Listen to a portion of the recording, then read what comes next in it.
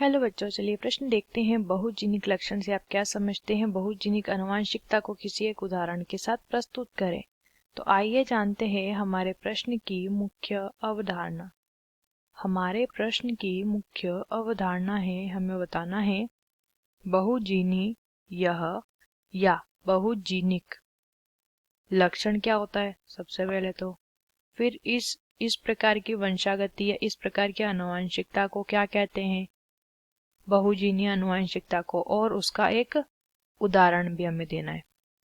तो सबसे पहले बात करेंगे बहुजीनी लक्षण। बहुजीनी भी नहीं कहते हैं, बहुजीनिक भी नहीं कहते हैं, ठीक है।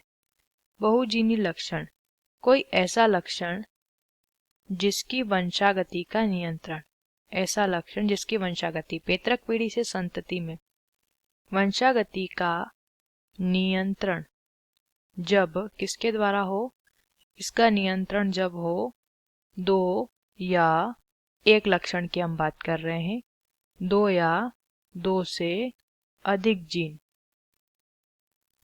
जीन जब एक लक्षण की वंशागति का नियंत्रण करते हैं तो इस लक्षण को बहुजीनिक लक्षण और इस प्रकार की वंशागति को बहुजीनी वंशागति या बहुजीनिक आनुवंशिकता कहा जाता है। अब यहाँ पे प्रश्न में उदाहरण भी पूछा गया है। देखिए उदाहरण जो है इसमें वो है मानव की त्वचा का रंग। मानव की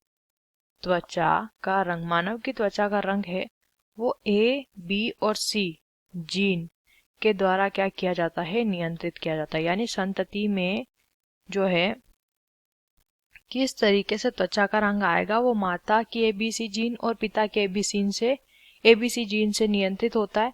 तो देखिए गुण क्या है, गुण है त्वचा का रंग।